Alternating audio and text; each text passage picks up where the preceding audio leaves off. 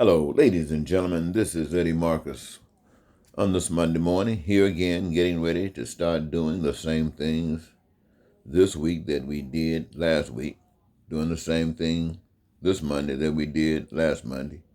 As last Monday, I was preparing a post for you, as I'm doing this Monday, preparing a post for you.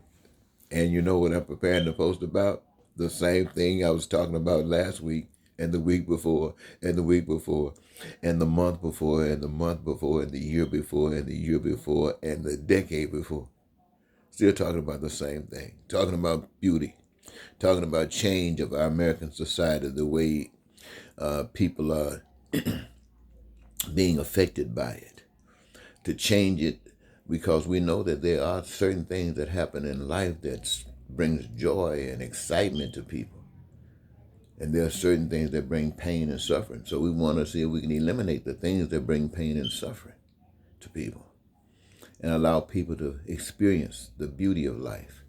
Now, there should be a way to do this. It just seems natural to me. There's beauty in the sunshine, there's beauty in the rain, beauty in mud, beauty in everything. So there got to be some beauty in the way of life for all people. Gotta be. So that's my concern. I don't know why, but it is my concern. And I ask you, how many times have you ran across a teacher who felt very serious about all people, joy and life for all people? How many times have you met any administrator, supervisors that were really concerned about that? How many times have you met lawyers and doctors and presidents of universities and PhDs? How many times have you heard them say, we got to change our society and make it a beautiful place for all human beings? You ever heard a politician say that? And if they said it, do you think they meant it? And if they did mean it, how far did they get? So I'm saying to you, ladies and gentlemen, each of us on this planet want that kind of life where your needs, your wants, and your desires are met. Everybody wants to live in peace and be prosperous and free, joyous with their dreams coming true. Every human being on the face of the earth wants this. Now look, all of the resources necessary to provide that these dreams would be met. And usually these dreams would consist of stuff that we're already exposed to. Every now and then somebody gets some imagination that takes them way out yonder. And if they're strong and sincere with it, usually that path is led out there that takes us to new dimensions. But here, we're all basically connected to stuff that already exists. I mean, the man who is, the people who are the most, I want to say the happiest people, but they have more access to those things that seemingly bring them joy than anybody else. Well, those things are the same things that will bring joy to the person who have nothing. So these things do exist. Question becomes, why don't some have access to it? Well, there's a problem in there somewhere, but I want to focus right now on what it means to everybody. See, if people want these things and yet nobody talks about it except a few people, I know I'm not the only one. It seems like it because we are either so far away from in distance away from each other, or there are very few of us, mean the same thing about distance, or there are many of us that just can't be heard. I don't know what the reason. Maybe it's a curse. And so the point of it is, ladies and gentlemen, is that you are hearing me. So it's not so much what's happening to the many,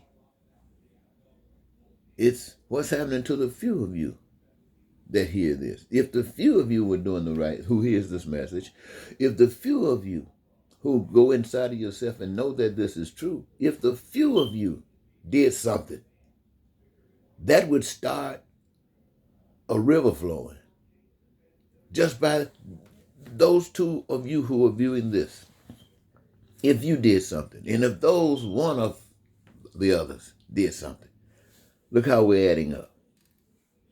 So what I'm saying to you, ladies and gentlemen, is this. The way the master has it set up, I know you're frightened, but listen, the way the master has it set up is so that you don't lose anything. The billionaires, you think if we changed the system and took money out of it, you'd lose something. You don't lose a thing. The millionaires, you think if we changed the system and took money out of it that you'd lose something. You do not lose a thing. The poorest person in this country who sleeps on the bridges or in the cold behind dumpsters, we changed the system, you got the same access that the billionaires have today. Now, why is that? That is because that's the way it was designed. It was designed this way, ladies and gentlemen. You listen to me because this way works. I'm not talking about guessing. This way works. Every human being on the face of the earth requires the same basic essentials for survival. The same basic essentials for survival. You know what they are. You know what you require for survival. I don't have to mention it to you. And how are they met? They are met from resources that are given to us by a power we can, God. But how are they made available to us? Because of the gifts that has been given to each individual.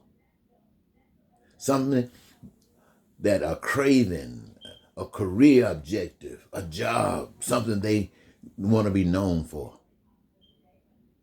Every individual has that drive. It's not just athletes or singers or dancers.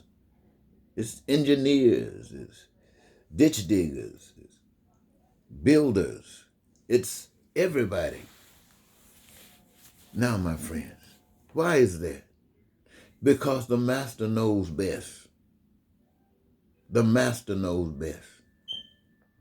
And for example, let's take a big executive over the operations in this new world system. Now, doesn't get paid any money. He just oversees this operation. Whatever it is, make sure that it continues to be best that it can possibly be in service to humanity. And out of that, though he doesn't receive a check, he has access to housing, transportation, vacations, food, clothing, education, healthcare, unlimited and unrestricted. And all he's doing is overseeing this. He doesn't get any money, but all of these things come back to him as a result for overseeing this. Now, let me tell you about all the people in between, right? Now, let's go down to a person who, perhaps the janitor, who cleans the toilets and sweeps the lobby. Now, what does this person does? Clean the toilets and sweeps the lobby. It's all it does. Loves doing it. But what does this one get? Out of that, gets everything that the top person gets. Food, clothing, shelter, education, transportation, housing. Nothing is denied this person. The same as anybody else. They all got access. And what did they do? All they did was they contributed just that little gift that you got. It's a big gift now, but it's so many of you that got something similar, a role so similar till it just makes up for any slowness. And there ain't gonna be no slowness because you love doing it anyway. But you're doing that little thing. It makes it seem like a little thing. You do that little thing. You do cut trees. You do lawns. You teach school. You are in the medical profession. You are doing infrastructure operations. You are fixing cars. You are stocking food shelves. You are helping people watch their kids. You are doing any number of things. And what does it get you? Food, unlimited. Clothing, unlimited. Shelter, unlimited. Transportation, unlimited. Vacation as designed. Education and healthcare, unlimited and unrestricted. And all you're doing is the little thing that you do. And everything comes back to you. Everything that is created by the hands of man belongs to all humankind as they have need, desire, or want. That's simple. And there's no debt, no credit, no taxes, no fees, no loans, no lying, no cheating, no stealing, no killing, no terror, no war, no hatred, no racism, no bigotry. And why aren't you advocating for such?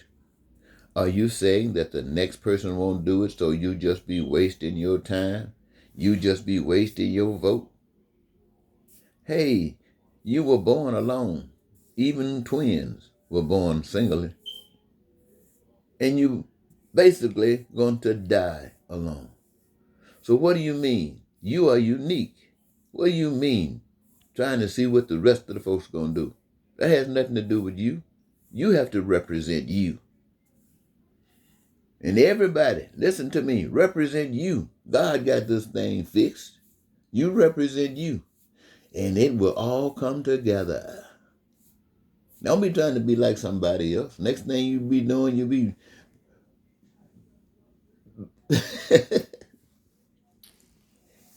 doing some crazy stuff like you did in 2016.